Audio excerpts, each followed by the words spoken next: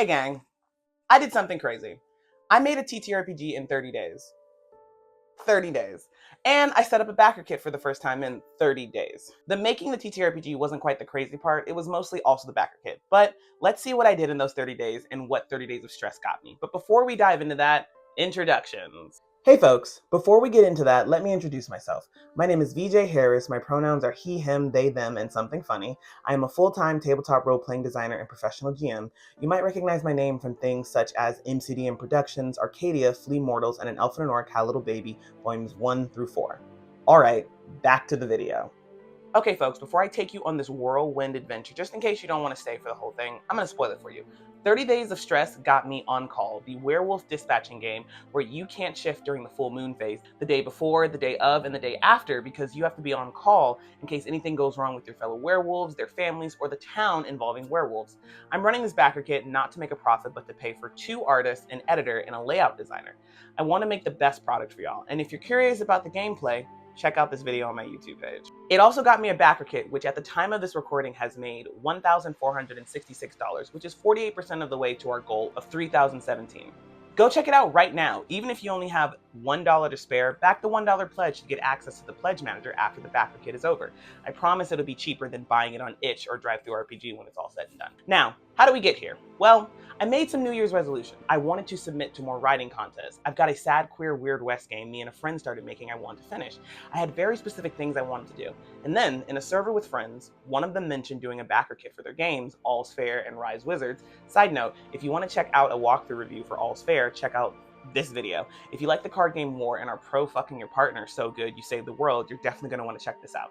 And I decided, holy shit, I want to do that too. It was January 6th. The Backer Kit Xenopedia launched on February 2nd, so not even a whole 30 days. I dove into it. Good thing I already had an idea. On call, and let's just roll back the clip in case you forgot what that was.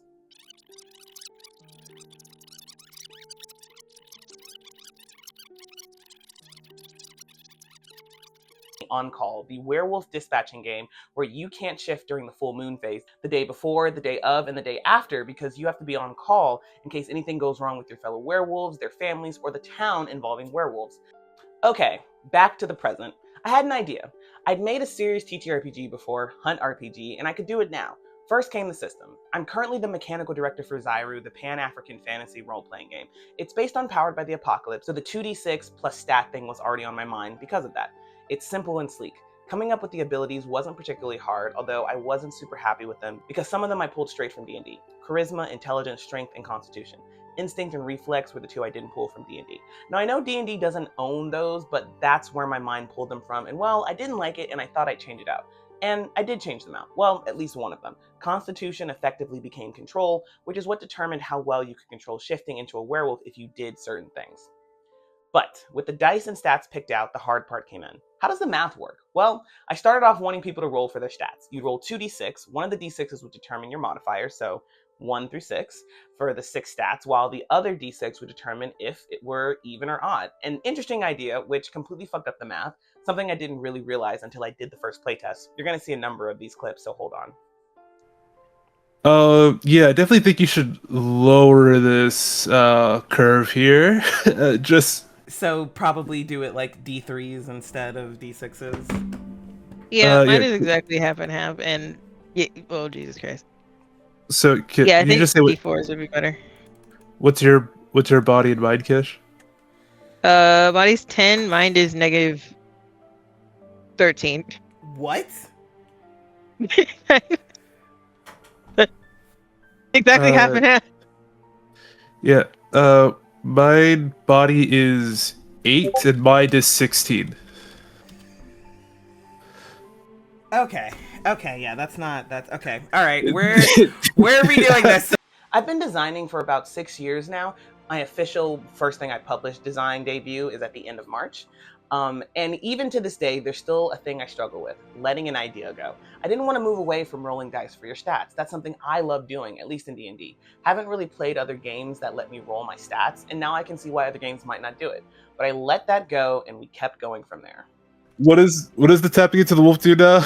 We get it. I just get a reroll. You get. I should do that too. Actually, I should do. Okay. Pause. Robin, you already tapped in the first time, correct? Yeah, I'm ready. I've been tapped. Okay, before you do anything else, Robin, I need you to make me... God, what? I need to call this something. I need you to roll 2d6. An alpha roll. Let's go. We're not calling it that. You're not the pack master or the alpha of this group. Okay, so you're going to roll 2d6 and add your body and mind stat together. I need to come up with a name for this roll. The wellness check. This is to keep you from shifting? Yes. If you shift right now, you Robin, have lost the game. That sucks. Okay. So what am I trying to not... What am I trying to hit here? Great question. I don't know. All right. Hold on. I think I do it. Okay, but hold on. Let's think think you did too. Let's think mechanically here. Okay. 2d6. So that's 12 at most. At most you could well, wait.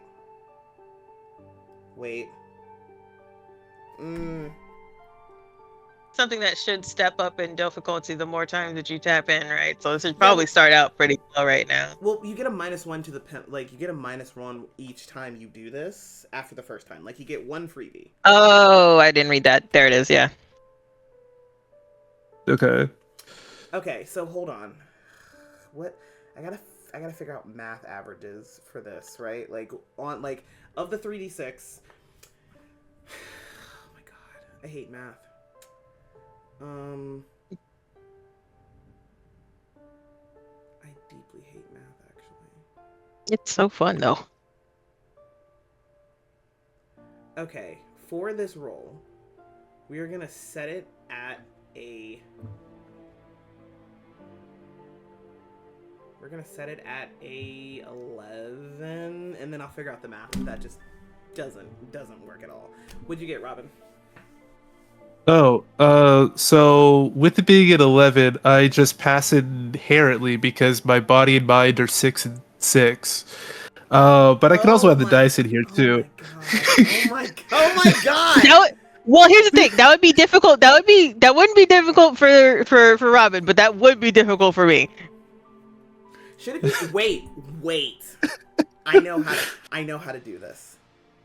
Oh my god, I know how to do this, because it actually doesn't make because it's supposed to start off like equal, like it's not meant to be so hard, like you're controlling your own wolf, right? Robin, this is fine, but I think what'll happen, so that way I don't even have to really do any wild fucking ridiculous math. Be like, hey, here's what the controlling your wolf DC should be based on what the mind and body bonuses for your players. So that way, it doesn't fucking... It's based individually on you. That feels odd. Like, that feels like you're putting, like, a lot of, like, hypotheticals into yourself. In that... I don't know. Does it feel like a...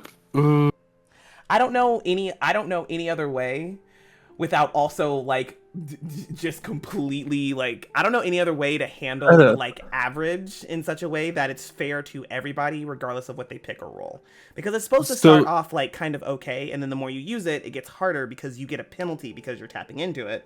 But like Kitch just said, 11 would be hard for them, but it's just inherently So really the only thing that really like fixes this is to remove rolling entirely for the stats and to like keep it as like an average, because there's so much inherent variance if people roll for their stats. I think you're just gonna have to do with like arrays for people. But I love rolling. I love to roll. Yeah, but sometimes you might get a fucking Giga Chad wolf rolling in.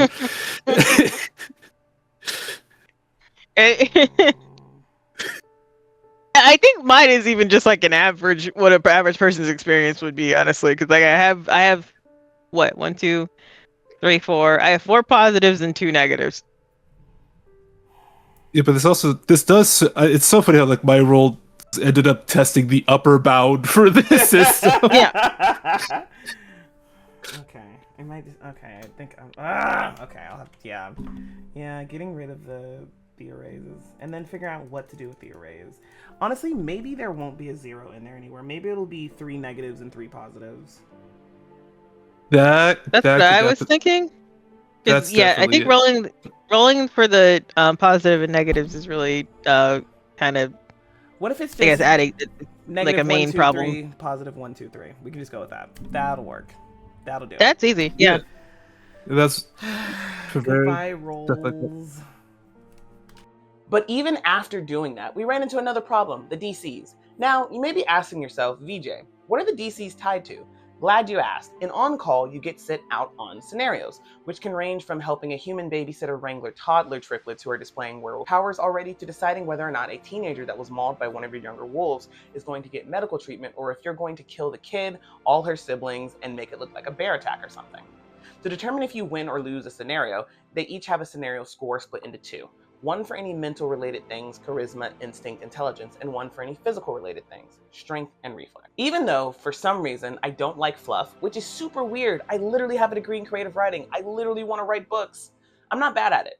So the narrative aspect of the scenario I tested on my friends, the bounty hunter, didn't need to be changed. With that out of the way, and I think it took me about 3 days to actually set up the playtesting, I was off to the races. Creating more scenarios. I wound up with 7 from the original 9 ideas. I readjusted the scenario scores. I wrote the fluff. Oh, and I created control and figured out what that meant looked like, courtesy of my players. Yeah, that's okay. Yeah, so that's about what I thought. So you could end up with a body of negative. You can have like a negative one in one of the body or mind stats, and then just like a 1 in the other. And I do believe it would just set you at a 0 in total for this roll, no matter what combination. Oh, because let's say it's a 2, and then need a -3 to go here. So this goes to, yeah, you would just be set at a 0 for like the combined body and mind stat. With the Okay. 1, 2, 3 positive, 1, 2, 3 negative. Oh yeah, you're right. Okay, Yep. So then maybe the thing to change is, wait, what if the thing to change is because the body and mind combined stat is simply for like not letting your wolf take over? What if that is simply just a like, what if that's just a straight 2d6 roll? You know, like you just roll that straight. You roll it straight, and then that will have a static DC. It'll get harder as you keep doing it. A DC that increases like over time. Well, because after the first time you do it, it's just a straight roll, and then if you use it again, you get a -1 to that because it's getting harder and harder for you not to shift. Like it gets harder and harder as you continue to tap into your wolf side during the full moon cycle. Maybe instead of decreasing the bonus, like increase the DC, so that way people don't have to do math. I mean, and they just have to hit the number. Do you need body and mind for anything at this point now, or could it just be 1 stat by itself? I mean, it's separated in the sense that like, oh hey, you have mental and physical stats, but that's well, yeah. No, I was gonna say, why don't you just make it like willpower? That's something that you roll for. Okay, now you can't do that though, because that's what Wild Wolf, the World of Darkness type shit. They always call it willpower, I think. Oh, well, I know. Anyway, just get rid of body and mind and then make it 1 stat. Because you don't really need it anymore for the application. You call it the Berserk gauge. Or the closer you are to getting going berserker. You just automatic. What's a synonym for willpower? Just now. Okay, wait a minute. What about this? What about this? Tell me if this is ridiculous. Because here's the thing. Not all wolves are created equal, right? Like, some of them have better control over their shifting than others, yeah? Control is good. What? It's like control is good. Control is good. Well, okay, yeah. First, we can call it control. Second, what if that is the thing that is randomly assigned in here? Yeah, if that's a like you're talking about rolling it. Yeah, like control is the one. Yeah. Like everything else has the stat array. Control is the one set that you actually roll for. Yeah. In whatever way the math works. Maybe go back to D3. Whatever. And then that's your bonus or negative, right? Whatever. And then as you tap into your stuff, you get a penalty. I think the one issue about that is to make it fair to Because we don't have HP, right?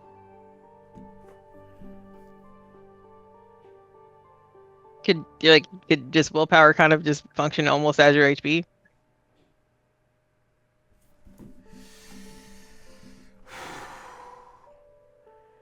You know what? Actually,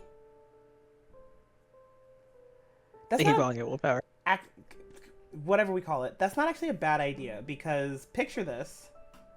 Because werewolves in this universe do have innate healing abilities. Like it's better when you are in your wolf form. And consider this, if you do get deeply injured, your body will naturally shift into the wolf form to try and heal itself. So, whatever that stat is, you get hit points for that is your hit points, and that is your fucking like, hey, if you tap into your wolf, that is your bonus. So like if you get hurt in this, it gets lower, plus the other stuff, right? Okay. Yeah. Okay. And then the only question here is, what is that stat? Is that randomly rolled? Is that like an array as well? Like, is it like a do we go no, because if it's negative then that doesn't goes from 0 wait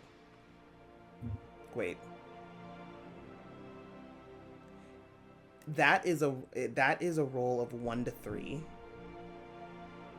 You could leave it up to okay, control is a pool of 1 to 3. You can either manually assign what you think it should be. You can let it randomly roll with. If you manually assign it, consider these questions for yourself. How much control does your wolf actually have over itself? How hardy is your wolf? Like if you genuinely decide, well, I'm going to play a wolf that's like pretty like I'm in control of my shifting and I'm like, pretty beefy, okay, I'll give myself a 3. However, you, Kitch, you might decide I'm going to play an unstable one, so you give yourself a 1 instead.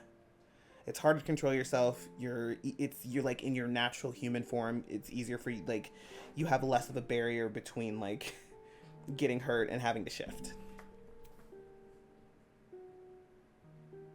Now for the part I had 0 experience with. So 6 days on the 12th of January, after I decided I was going to do this, I reached out to a mutual after Shan, one of the artists I'm hiring, and a really good friend of mine suggested talking to them. Like I said, I'd never done a backer kit and honestly should have done more research in time before I signed up. And I needed all the help I could get. Leia, the person I reached out to for advice, couldn't answer the math side of things, but could talk to me about marketing lead up, the actual page, setup information, and running the campaign, as well as like the initial number for how much I should put as the base. I had questions and got some really good advice. General advice is to make your floor whatever is crucial to complete the project. So here, it's to pay your artists and yourself for your labor. Not happening. BackerKit has a lot of built-in tools, and everyone I've talked to has basically repeated what BackerKit has, their website, for advice.